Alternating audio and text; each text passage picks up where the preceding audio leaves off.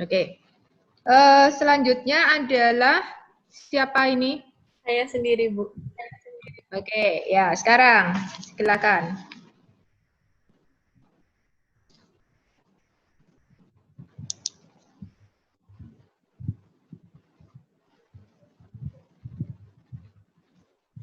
Ya. Baik. Assalamualaikum warahmatullahi wabarakatuh. Assalamualaikum. Di sini saya akan mempresentasikan dari hasil PKL saya, yaitu edukasi adaptasi kebiasaan baru guna meningkatkan kesadaran masyarakat dan penyajian data penduduk rentan berbasis IT di hunian sementara RT 05 RW 16 Tambak Rejo, Semarang Utara. Selanjutnya, latar belakang mengapa saya memilih desa tersebut. Yang pertama adalah Tambak Rejo merupakan salah satu desa di Kelurahan Tanjung Mas dengan jumlah penduduk kurang lebih 340 orang. Nah, di Tambak Rejo ini terbagi menjadi dua bagian daerah, yaitu daerah asli dan daerah bantaran. Daerah asli sendiri ini merupakan pemukiman warga asli penduduk yang memang sudah lama tinggal di sana. Kemudian daerah bantaran ini merupakan daerah perpanjangan dari daerah asli. Jadi daerah bantaran ini merupakan daerah yang baru dibuat, ada di bawah flyover di Semarang Utara tersebut. Nah, di situ kebanyakan penduduknya berasal tidak asli dari sana, namun dari perantauan dan dari luar daerah. Kemudian daerah ini merupakan tanah gusuran pemerintah yang sedang dalam proses pembangunan. Dengan keadaan wilayah hunian sementara tersebut membutuhkan perhatian khusus dalam bidang kesehatan selama pandemi COVID-19 ini. Kemudian, bagaimana kondisi pemukimannya? Kondisi pemukiman padat penduduk dengan jumlah kurang lebih 56 KK ini, kondisinya dari rumahnya itu berbentuk rumah besar, Bu. Jadi seperti bedeng-bedeng dengan kamar per masing-masing itu 3x3. Kemudian terdapat dapur umum dan toilet umumnya juga. Dan di rumah besar tersebut terbuat dari susunan kayu dan triplek, dengan pembatas-pembatasnya hanya triplek per kamarnya saja, seperti itu. Kemudian fasilitas latar belakangnya karena fasilitas umum yang kurang bersih dan memadai, kemudian rendahnya kesadaran masyarakat untuk melaksanakan perilaku hidup bersih dan sehat, kemudian rendahnya kesadaran masyarakat untuk menjaga kesehatan dan menerapkan protokol kesehatan selama pandemi, tidak adanya sistem pencatatan kesehatan selama pandemi karena jauhnya akses fasilitas pelayanan kesehatan dengan daerah tersebut merupakan masalah kesehatan yang ada dan menjadi perhatian utama dalam PKL ini.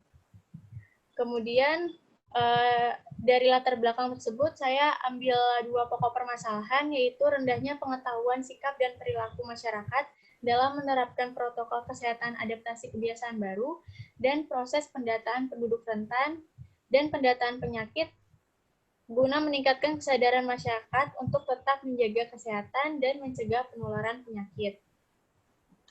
Selanjutnya, tujuannya adalah yang pertama untuk mengetahui gambaran masalah kesehatan di hunian sementara, kemudian ada guna meningkatkan pengetahuan sikap dan perilaku mengenai protokol kesehatan, dan yang terakhir mengetahui gambaran penduduk rentan yang ada di hunian sementara Tambak Rejo, Kelurahan Tanjung Mas ini. Selanjutnya metode yang digunakan. Yang pertama dalam metode perencanaan, yaitu persiapan pelaksanaan sebelum diadakannya intervensi, yaitu meminta izin terlebih dahulu kepada Ketua RT, Ibu RT, kemudian kader Ibu PKK yang menjadi sasaran saya, kemudian ada perizinan juga terhadap organisasi remaja yang ada di sana, kemudian setelah perizinan, saya juga setelah perizinan ini membuat materi edukasi seperti video edukasi, pamflet, leaflet, seperti itu. Kemudian ada metode pelaksanaan. Saya mengambil dua program, yaitu A3 dan A6. Yang pertama, metode pelaksanaan saya menggunakan pembuatan kuesioner pretest proses sederhana kepada responden, yaitu Ibu PKK. Kemudian pemberian sosialisasi edukasi mengenai adaptasi kebiasaan baru, dan dilanjut dengan mengadakan post-test untuk mengetahui perubahan dari pengetahuan sikap dan perilaku sasaran.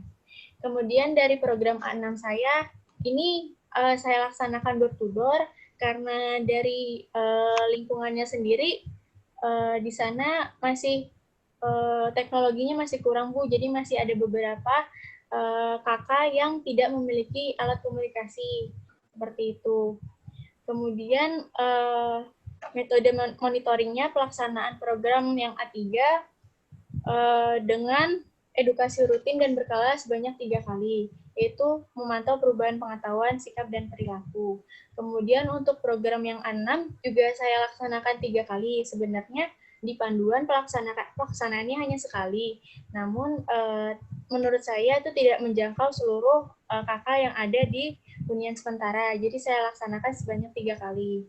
Seperti itu. Kemudian saya juga memberikan data atau policy brief ke pemangku kebijakan agar ditindaklanjuti, seperti itu. Kemudian ada luaran di program A3 ini. Yang pertama ada video edukasi. Yang pertama saya memberikan video edukasi itu terkait edukasi adaptasi kebiasaan baru secara umum. Kemudian ada poster, ada buku panduan, leaflet, dan brosur. Selanjutnya di program A6 ini adanya laporan pendataan penduduk dan policy brief, yaitu rekomendasi kebijakan kepada pemangku kebijakan yang ada.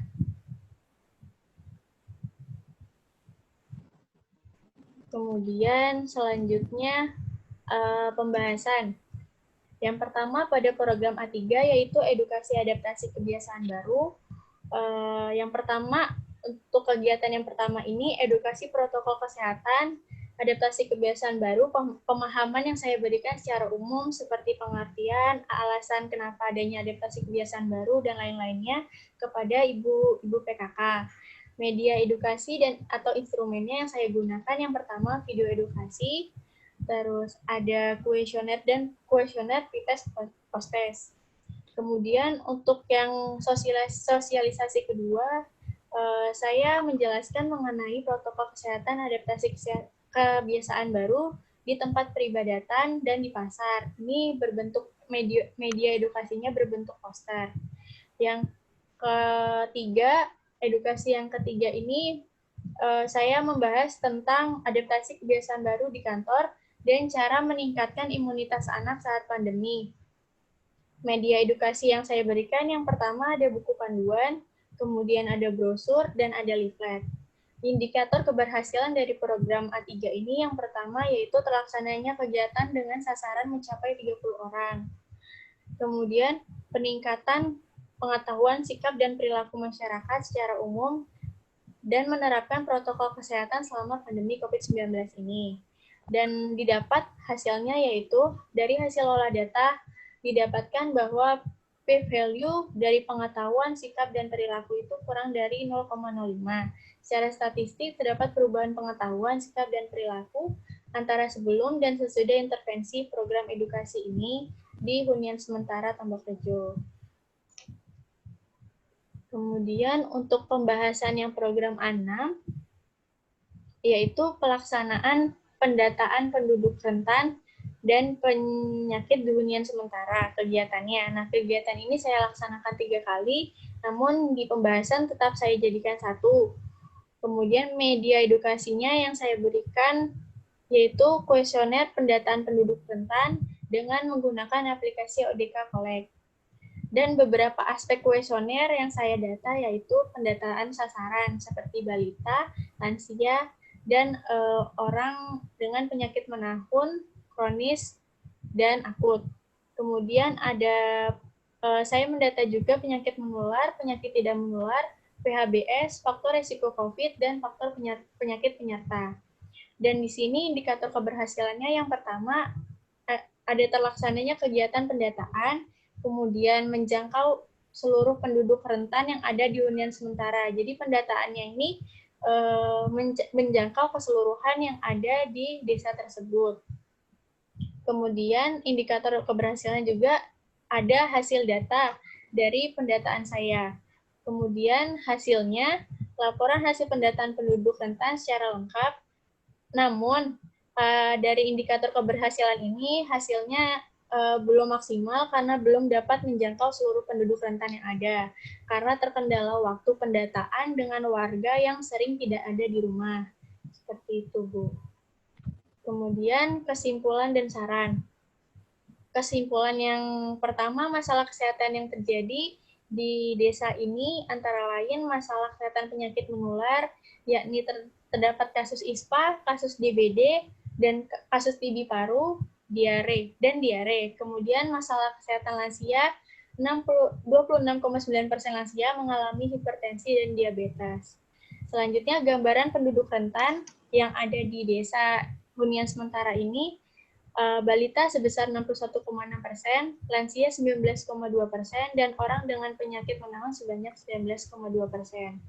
Nah, alternatif pemecahan masalah dari masalah tersebut, yang pertama harus adanya mapping risk factor atau faktor risiko COVID di desa hunian sementara ini. Kemudian adanya edukasi rutin tentang protokol kesehatan adaptasi kebiasaan baru di seluruh sektor. Selanjutnya yang terakhir adalah dengan adanya kaderisasi ibu PKK dalam kegiatan berkala dan rutin. Selanjutnya saran. Saran yang dapat saya ambil dari program pendataan penduduk yaitu masyarakat diharapkan lebih memperhatikan status kesehatan dan rutin cek kesehatan. Perlunya saling mengingatkan antar warga untuk menerapkan program intervensi yang sudah diberikan. Selain itu, perlu adanya tindak lanjut dari perangkat desa mengenai penerapan rekomendasi kebijakan yang telah diberikan melalui policy brief atau rekomendasi kebijakan. Selanjutnya, dari program edukasi diharapkan warga memiliki kesadaran yang lebih terkait penerapan protokol kesehatan dan pencegahan penularan COVID-19. Baik, sudah, Bu.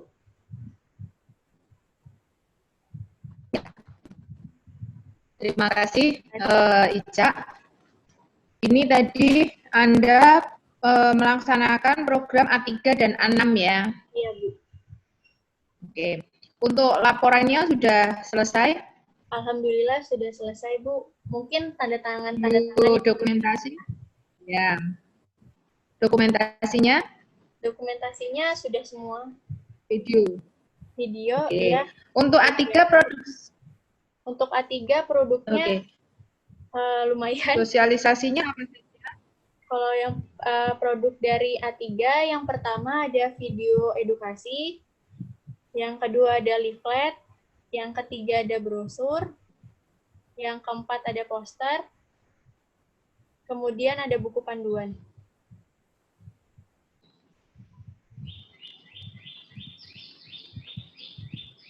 Kemudian data sudah ada ya, tadi Datanya sudah dianalisis. Sudah dianalisis dan ini luarannya. Untuk yang 6 gimana? Luarannya untuk yang 6 policy brief, Bu. Rekomendasi policy brief ya. Ya. Oke. Kendalanya apa yang ada di masyarakat? Yang Anda temui di masyarakat? Banyak, Bu. Kendalanya banyak, Bu. Saya sosialisasi 3 kali berturut-turut. Sosialisasi yang kedua ada ibu-ibu kadang yang nyeletuk sosialisasi terus kayak gitu, Bu. Gitu ya. Ada yang gitu. Terus untuk ibu-ibunya mungkin susah untuk diajak ini sosialisasi, jadi butuh waktu beberapa jam dulu untuk kumpulin ibu-ibunya. Tuh. Jadi memang kurang inisiatif gitu, Bu, untuk dari warganya di sana.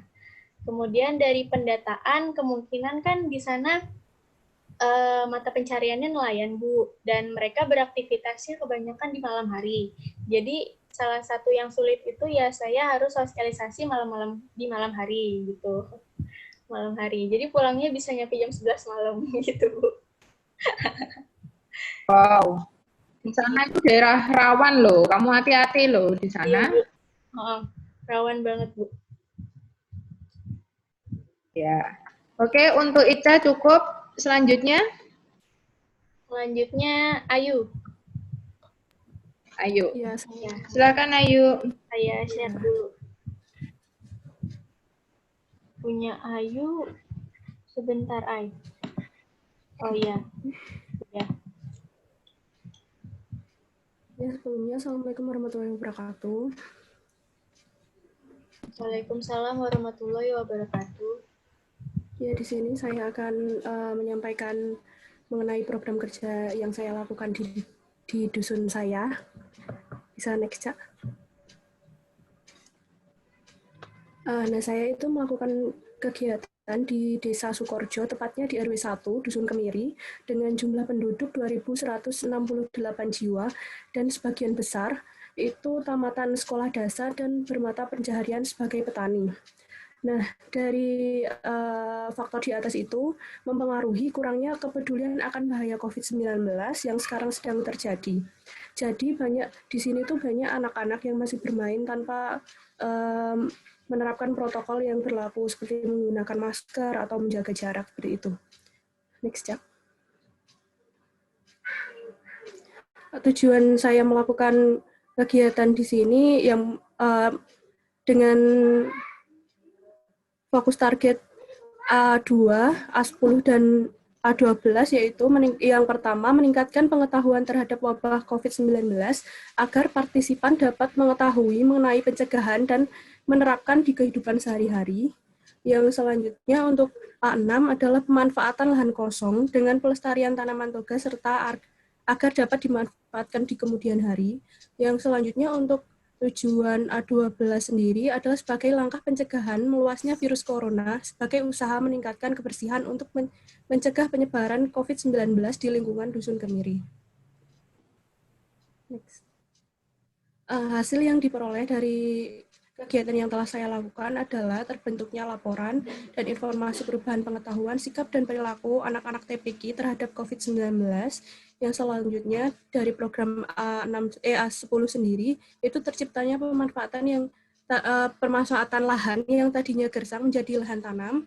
Yang selanjutnya adalah peningkatan kesadaran masyarakat dalam upaya pencegahan COVID-19 di masa adaptasi kebiasaan baru. Luarannya sendiri ada untuk A2 itu laporan lapangan, video dokumentasi, produk edukasi berupa PPT, video dan poster, serta data informasi perubahan pengetahuan, sikap, dan perilaku. Untuk luaran program konservasi sendiri ada laporan program, video dokumentasi, dan media edukasinya sendiri ada leaflet, PPT, serta media tanam. Untuk luarannya penyemprotan disinfektan, ada berupa laporan program, video dokumentasi, notulensi musyawarah, fasilitas desinfektan dan cuci tangan, serta ada buku panduan dan juga poster tentang panduan cuci tangan. Pembahasan untuk edukasi rutin COVID-19 ini dilakukan 3 kali pada tanggal 16 Juli, 20 Juli, serta 22 Juli dengan metode saya datang langsung ke tempat pengajian anak-anak dan mengedukasi secara langsung. Yang selanjutnya program konservasi ini dilakukan juga 3 kali pada tanggal 22 Juli, 19 Agustus, 22 Agustus dengan cara saya edukasi melalui grup WhatsApp dan 1 kali pertemuan dengan menanam. Penyemprotan sendiri dilakukan tanggal 18 Agustus, 22 Agustus, 24 Agustus, dan 29 Agustus. 2 kali penyemprotan di dua tempat umum, ada di sektor pemerintahan itu di kelurahan sama di sektor pendidikan itu di TPQ dan serta di musola dan rumah-rumah warga. Yang selanjutnya saya juga menyerahkan berupa fasilitas cuci tangan. Di kelurahan sendiri saya menyerahkan sabun, dan untuk di TPK sendiri saya menyerahkan galon untuk cuci tangan dan serta sabun juga. Selanjutnya, kesimpulan dari kegiatan yang telah saya lakukan adalah sosialisasi dan edukasi secara rutin mengenai COVID-19 dengan menjelaskan mengenai COVID-19, cara penularan, pencegahan, serta penanganan. Hasil dari kegiatan menunjukkan perubahan yang signifikan dari pengetahuan, sikap, serta perilaku menghadapi pandemi COVID-19 ini. Yang kedua, penanaman toga sebagai kegiatan edukasi konfirmasi, pemanfaatan lahan kosong untuk dijadikan tempat penghijauan Dusun Kemiri dengan menanam tumbuhan yang dapat dimanfaatkan oleh warga sekitar. Yang selanjutnya ada penyemprotan desinfektan. Kegiatan penyemprotan desinfektan dilakukan untuk meminimalisir penyebaran virus corona di lingkungan Dusun Kemiri. Untuk saran sendiri, lebih mengoptimalkan tugas Satgas di desa untuk melakukan kegiatan di lapangan dan untuk warga agar lebih mematuhi protokol kesehatan yang berlaku. Ya, sekian presentasi dari saya. Ya, oke, Ayu. Ini kamu pelaksanaannya program A berapa, Ayu? A2, A10, dan A12. A2 dan A10 dan A10. A12. A10 dan A12. Ulangi, A berapa? A2, A10, A2, A10, dan A12. Dan A12. Oke. Untuk laporannya sudah selesai semua ya? Sudah. Udah. Video dokumentasinya? Sudah. Oke. Untuk produk yang A2 ada berapa? Untuk produk A2 sendiri ada 3 macam, Bu. Yang pertama ada video, PPT, Apa saja? serta poster. Ulangi? Video. Ada video, PPT, serta poster. Poster. Oke. Kemudian untuk data perubahan perilaku pengetahuan ada ya? Ada. Ada, Bu. Ada. Kemudian untuk A10-nya? Ya, A10 sendiri luarannya ada leaflet, PPT, dan media tanam.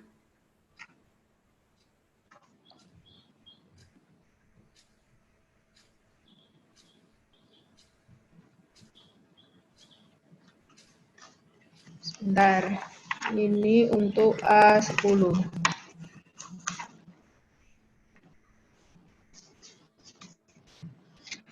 Kemudian apa saja? Untuk A12 sendiri ada poster. Yang 10, A10. Oh, A10 itu ada leaflet, PPT, serta media tanam, Bu. Ya, itu medianya. Kemudian untuk kegiatan konservasinya. Gimana, Bu? Anda melakukan nggak kegiatan konservasinya? Oh, kegiatan untuk konservasi. Kegiatan konservasi. Untuk kegiatan konservasinya itu kita menanam tanaman toga, Bu. Terus?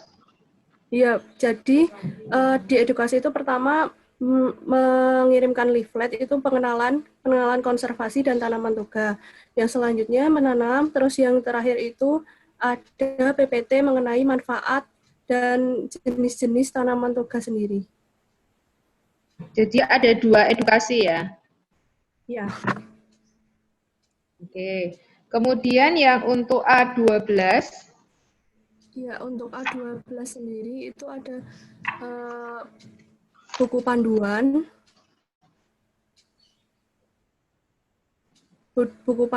penyemprotan, serta notulensi musyawarah, dan itu poster cuci tangan yang baik dan benar. Fasilitas di sini kan untuk maksimalnya fasilitas desinfektan nggak? Dan cuci tangan? Iya, Bu. Mau ada. Gimana?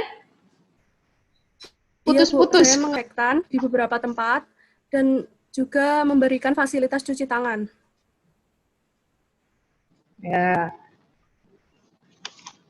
Nanti kalau pada saat nanti difoto ya. Oh iya, Kemudian panduan penyemprotan ada ya? ada. Oke. Oke, kemudian untuk sama dengan yang lainnya untuk kendalanya apa? Yuk. Ya, kendalanya sendiri itu waktu mau penanaman, Bu.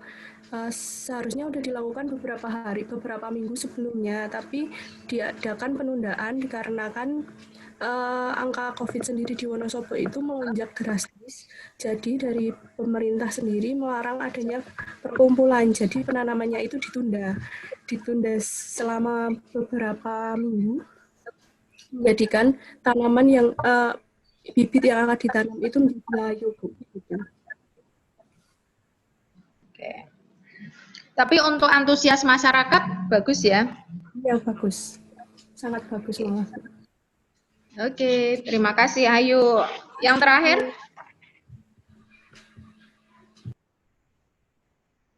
Silahkan, Ica. Iya, Bu. Yang terakhir ada dari Yati.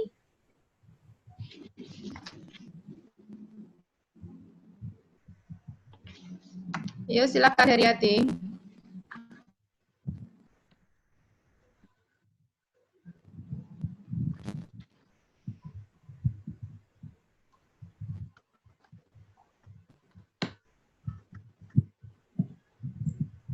Oh ya, sudah.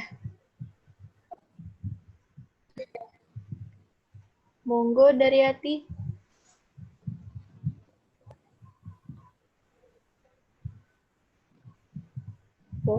Po. Dia kemana?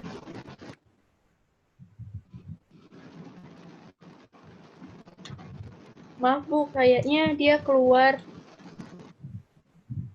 Mungkin nanti masuk lagi.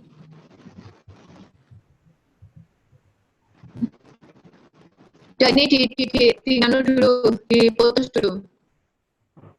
Ya. Sebentar, Bu.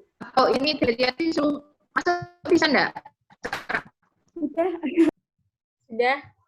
Oke. Silakan Sebenarnya, langsung saja. Bentar, saya share. sebelumnya, Assalamualaikum warahmatullahi wabarakatuh. Izinkan saya untuk menyampaikan laporan mengenai program menggerakkan masyarakat di Desa Prambatan Kidul, RT 1 RW 1, Kecamatan Kaliwungu, Kabupaten Kudus. Nah, latar belakang saya melaksanakan program menggerakkan masyarakat di RT 1 RW 1 Kecamatan Kaliwungu, Kabupaten Kudus, dikarenakan yang pertama, masih tingginya mobilitas warga di luar rumah, dikarenakan karena masih banyaknya warga yang bekerja di pabrik rokok, dan saat pandemi pabrik rokok pun masih tetap buka seperti biasanya. Selain itu, di masjid dan di musola selama pandemi masih dibukanya masjid dan musola, padahal di Kudus sudah memiliki angka COVID-19 yang dikatakan tertinggi keempat di Jawa Tengah. Nah, hal tersebut dikarenakan karena kurangnya pengetahuan mengenai COVID-19 oleh masyarakat yang disebabkan karena kurangnya belum adanya penyuluhan terkait COVID-19 dan adaptasi kebiasaan baru di masyarakat. Nah, selain itu, perlu kita ketahui bahwasannya menurut data CDC, sebesar 94% kematian COVID-19 di dunia terjadi pada pasien komorbid. Nah, berdasarkan hasil wawancara saya bersama Pak RW, di Relawan Jogotongo sampai saat ini belum melakukan pendataan penduduk rentan sakit, baik maupun kepada balita, lansia, maupun orang yang punya penyakit komorbid. Padahal di Desa Prambatan Kidul terdapat tiga kasus yang terkonfirmasi COVID-19 yang yang mana tiga kasus tersebut diakibatkan atau orang yang terkonfirmasi tersebut merupakan orang yang menderita penyakit lain juga. Nah, berdasarkan latar belakang tersebut, saya memilih 3 program yang ditawarkan oleh program menggerakkan masyarakat, yaitu A2, A3, dan A6. Pelaksanaan program yang pertama yaitu pelaksanaan program cegah COVID-19 atau yang saya namai ECC. Waktu pelaksanaan saya laksanakan yang pertama pada hari Minggu tanggal 9 Agustus tahun 2020 dengan metode secara langsung di rumah Ibu PKK, di rumah Ibu Yahya pada saat pertemuan PKK. Nah, yang kedua saya laksanakan secara door to door dari rumah ke rumah dengan media buku pedoman kepada ibu balita yang saya laksanakan pada hari tanggal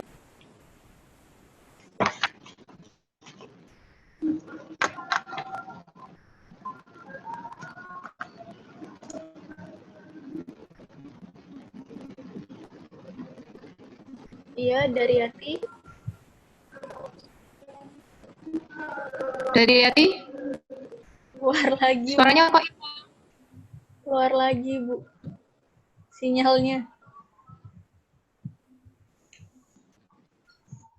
Sebentar, ditunggu dulu.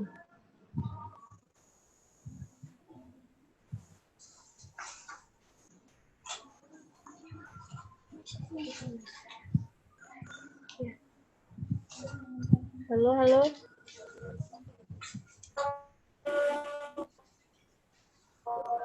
maaf karena masalah sinyal kembali.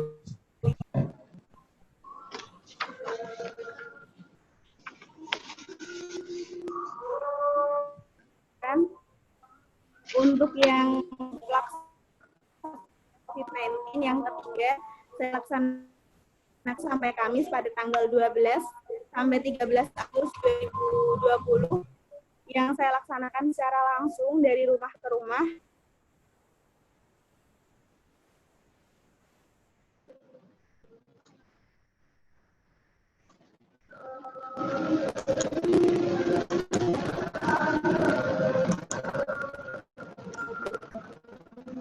Dan hilang lagi ya?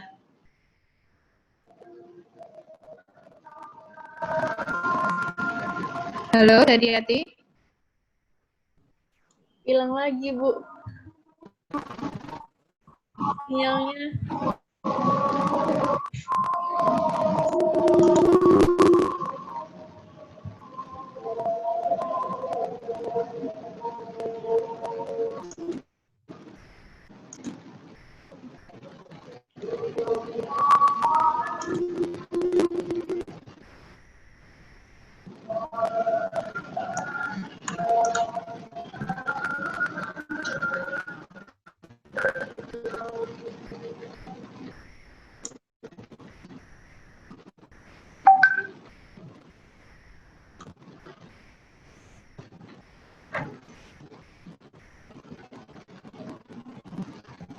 Ini recordnya saya pause atau saya lanjut aja, Bu?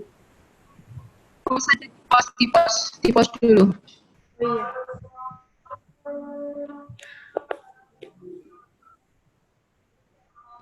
Mohon maaf. Dari Yati. Oke. Ya, Bu, maaf, Bu. Lanjut. Oke, enggak apa-apa. Langsung aja tanya jawab ya, Dar. Dari Yati.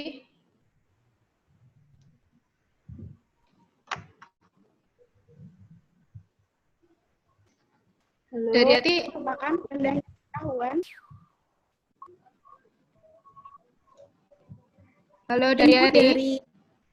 Ya, Bu. Oh, langsung tanya jawab saja ya.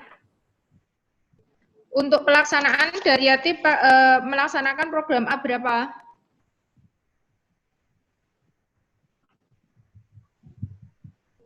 Dan mending Anda nulis di chat aja, jawabnya pakai chat.